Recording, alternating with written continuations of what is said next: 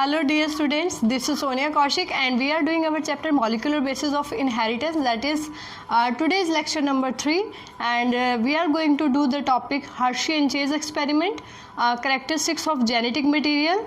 Then we will talk about RNA and differences between DNA and RNA. Alright students, in our last lecture we have discussed the double helical structure of DNA and we have discussed central dogma and all. Alright, and we have also done that how a Griffith experiment proves that there is something that is transferred from one organism to other, and every MacLeod and McCarthy proved that the biochemical nature of that transforming material was DNA. Alright, so DNA is the genetic material. Now coming to the Hershey and Chase experiment, who proved that DNA is transferred from one generation to another and DNA is the genetic material. Then we will come to the comparison between DNA and RNA. Why RNA is not regarded as stable genetic material? Because in only some viruses there is RNA present as a genetic material. In most of the organism DNA is present as a genetic material. तो चलिए student start करते हैं. First of all Hershey and Chase experiment. Student this topic is very very important for 3 marks in board. अगर पूरा हम बात करें, this experiment is called Hershey and Chase experiment. Chase experiment. All right, Hershey and Chase experiment, and this proves, this is a proof that DNA is the genetic material. It is also regarded as proof, ठीक है, that DNA is the genetic material. So students, this Hershey and Chase, the full name was Alfred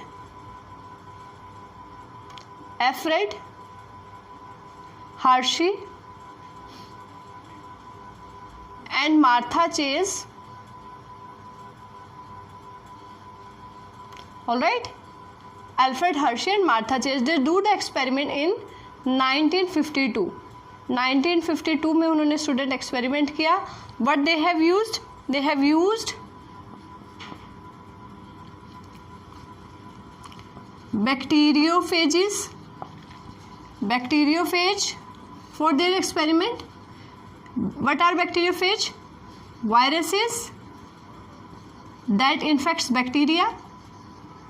वो viruses जो bacteria को infect करते हैं, उन viruses को क्या कहा जाता है स्टूडेंट्स? बैक्टीरियोफेज. जैसे एनिमल्स को इन्फेक्ट करने वाले वायरसेस को animal viruses, in plants that is called plant viruses, और bacteriophages are the viruses that can infect the bacterial cell. और क्या यूज़ किया गया स्टूडेंट इस एक्सपेरिमेंट में? रेडियो एक्टिव phosphorus,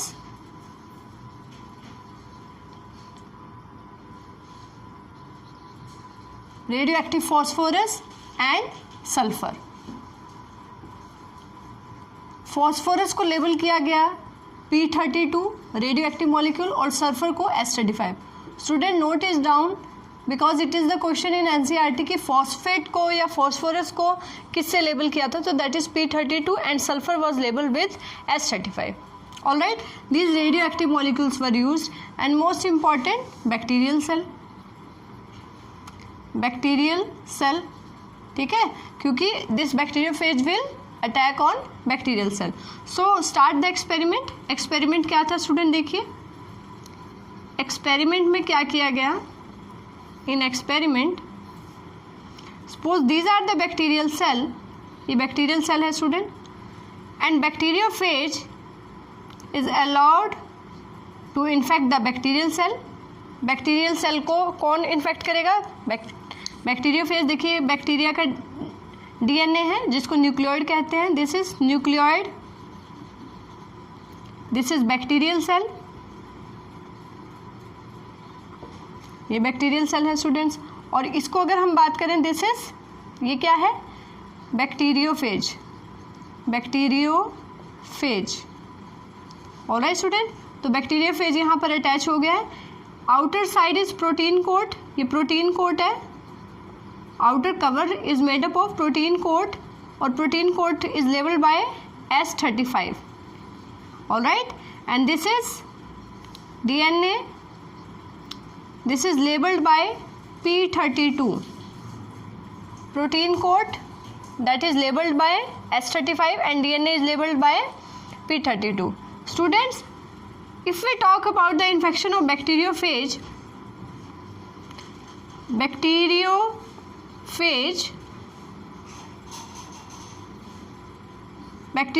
का इन्फेक्शन में स्टूडेंट्स या बैक्टीरियल वायरसेस जब भी इन्फेक्ट करते हैं, they have 3 stages. One is attachment,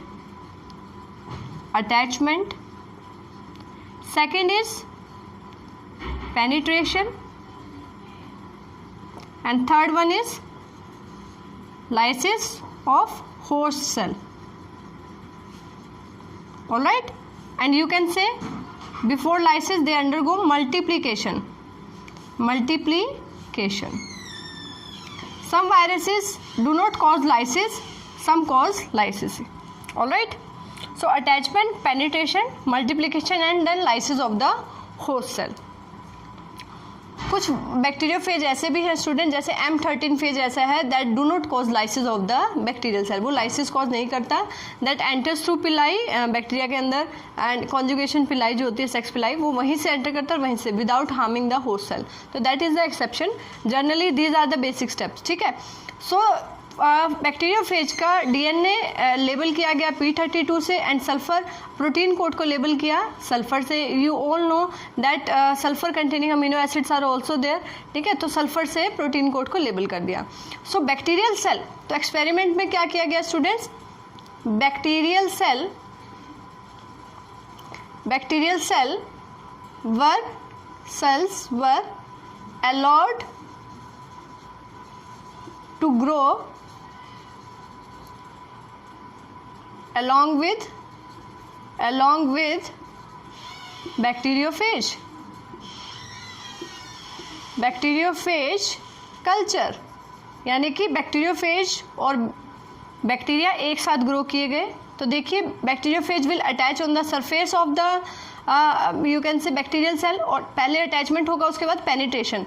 अब देखिए जब पेनिट्रेशन होगा स्टूडेंट, सेकंड स्टेप में जब पेनिट्रेशन होगा, ये protein coat will remain outside और अंदर क्या चला जाएगा, सिर्फ डीएनए. अंदर क्या जाता है, DNA.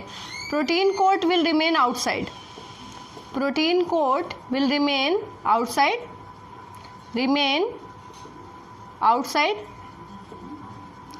and DNA enters inside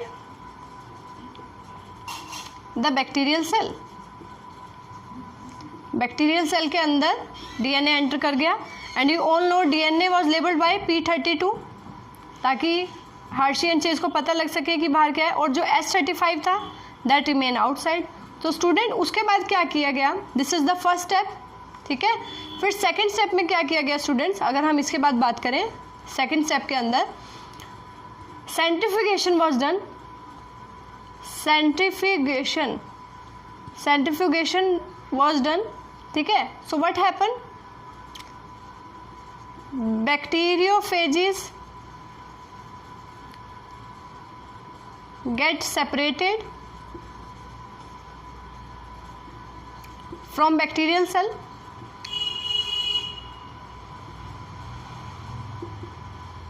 All right, bacteriophages का जो भी प्रोटीन कोड था, स्पेसिफिकली बैक्टीरियोफेज का कौन सा पार्ट, प्रोटीन कोड, उसको सेपरेट कर लिया गया because that is not entered inside the bacterial cell.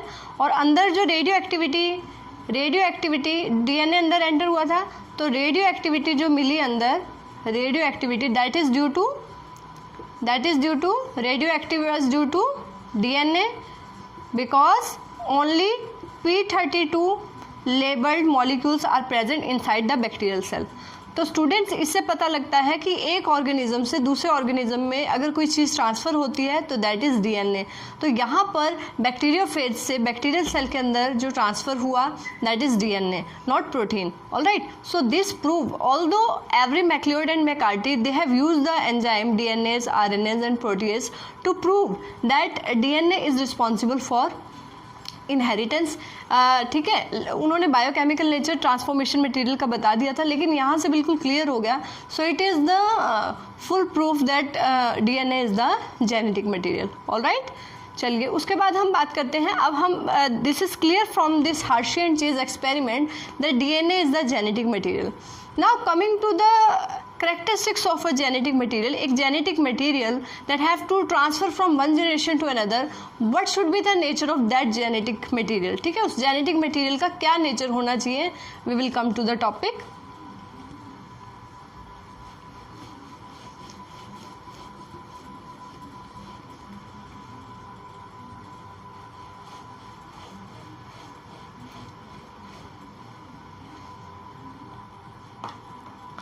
So next is characteristics of the genetic material. genetic material का क्या characters होने चाहिए students?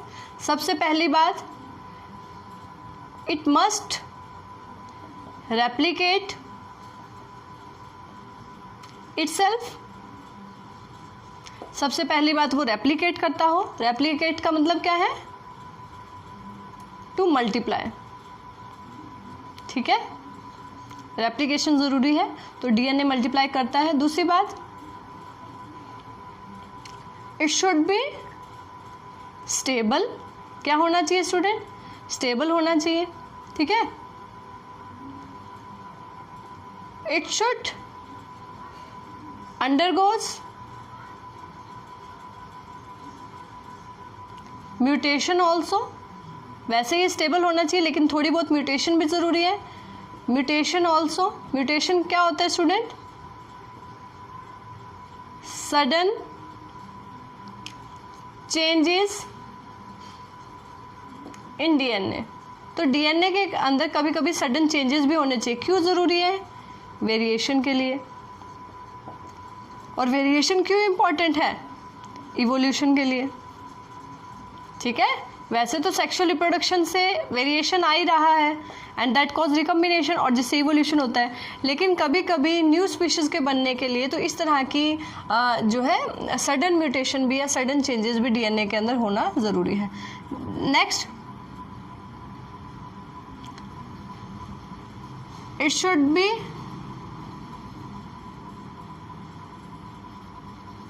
इनहेरिटेबल. इनहेरिटेबल का मतलब क्या है?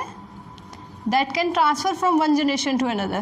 That can transfer from one generation to another. One generation से दूसरी जनरेशन में ट्रांसफ़र होना बहुत ही ज़रूरी है. Only then it will act as a genetic material. Alright, and it should express the Mendelian character. ठीक है, मेंडल ने जो भी लॉ दिया था, लॉ ऑफ डोमिनेंस और law of segregation, law of independent assortment, so it should follow या it must follow Mendelian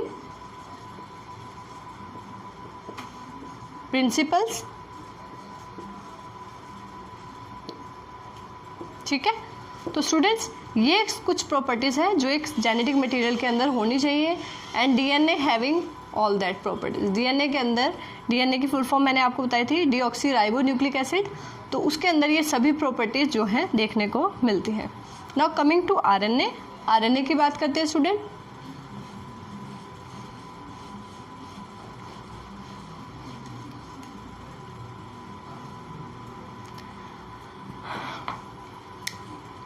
Do you know student, RNA is the first genetic material discovered. RNA की बात करते हैं तो it was the first genetic material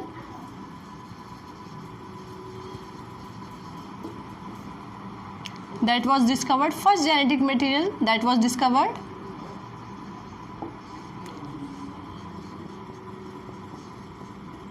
It acts as genetic material in some viruses.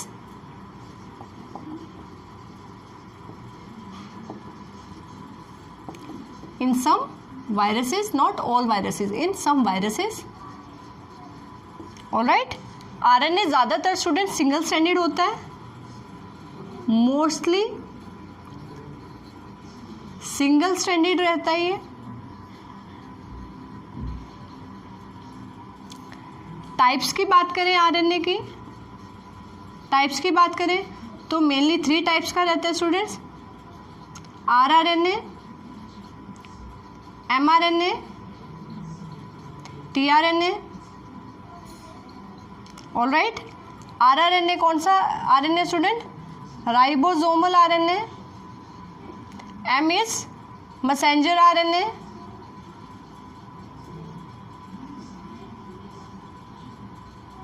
and this tRNA is transfer RNA, transfer RNA. ठीक है students, and do you know this tRNA is very important for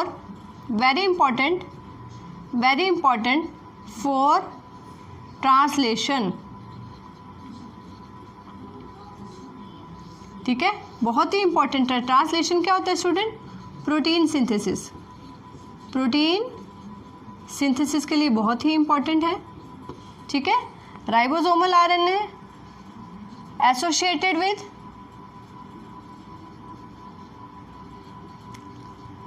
phylogenetic study,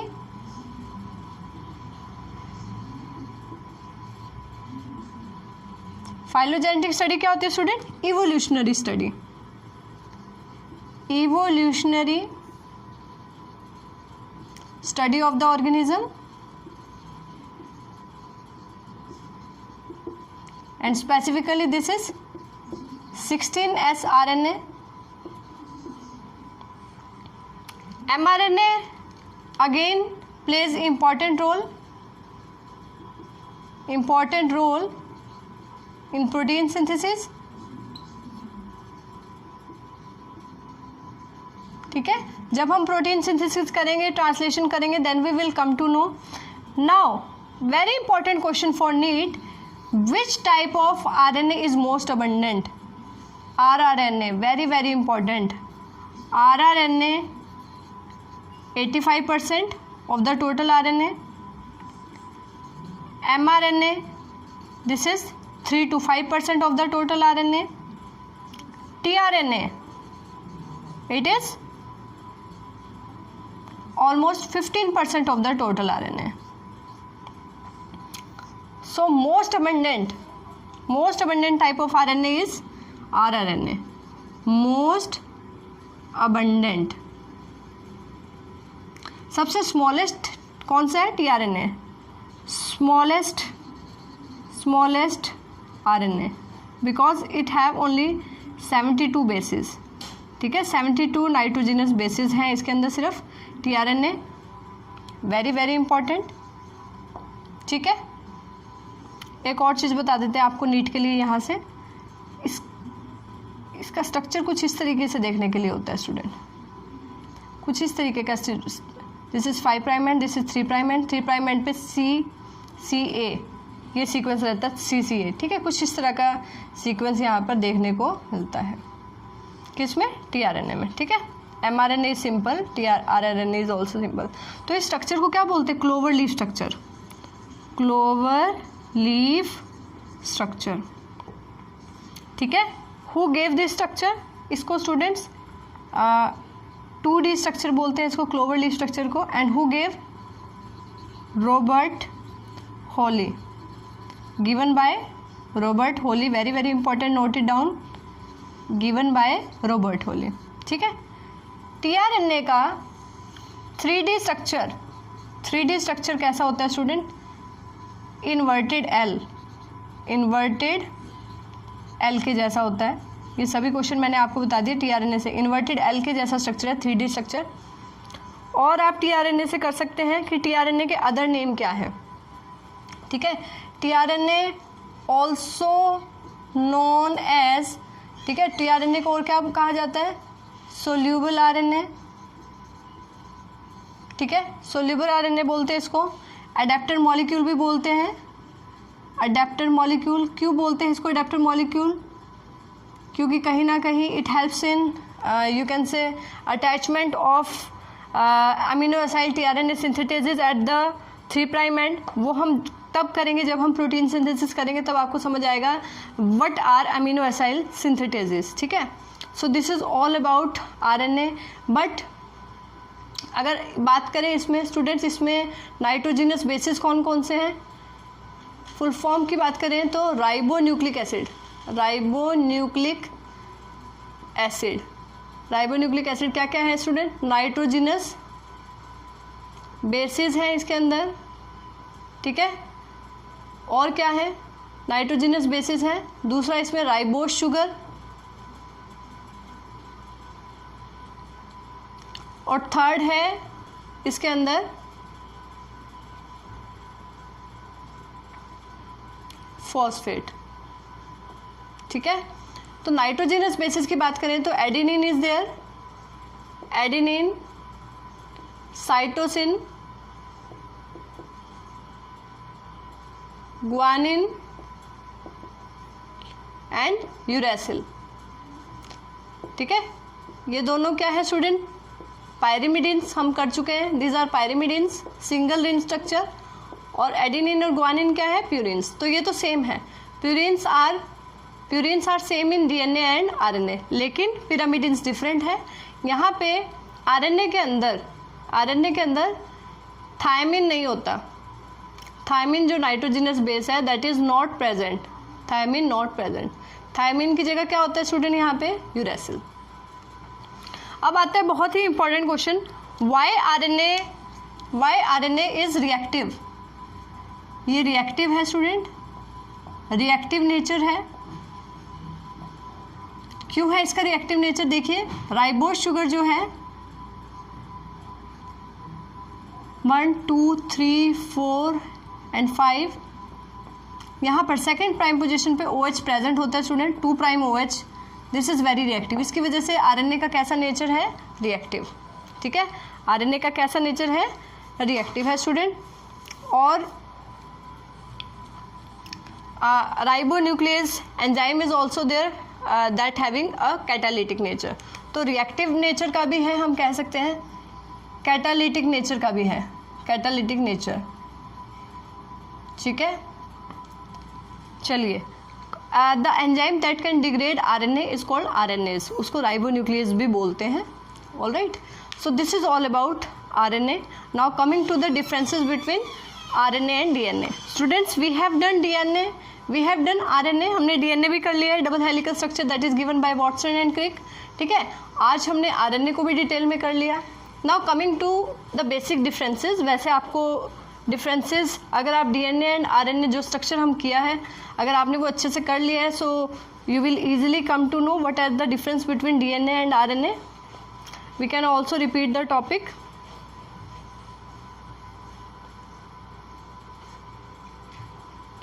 ठीक है, repeat भी कर लेते हैं हम। Yes, next topic is differences between DNA and RNA. So suppose this is DNA, this is RNA. Yes, main key points of the difference, this is double stranded,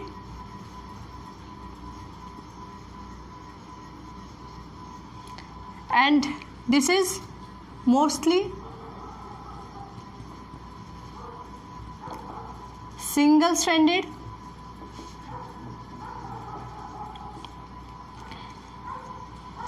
इसमें 2' OH is absent in ribose sugar. That's why it is called deoxyribose. इसलिए इसको क्या बोलते हैं, deoxyribose, ठीक है। So it is called deoxyribose, all right. अगर सही तरीके से देखें तो हम इसको 2' deoxyribose भी बोल सकते हैं, 2' deoxyribose. So here is 2' OH in ribose sugar is present है, एंड 2' OH की वजह से आरएनए क्या हो जाता है, रिएक्टिव, आरएनए कैसा बन जाता है, reactive nature of RNA, this is responsible for 2' OH responsible for reactive nature of RNA, ठीक है। और ये क्या है, this is stable, DNA stable है, ये कैसा है, रिएक्टिव। तो this is acts as genetic material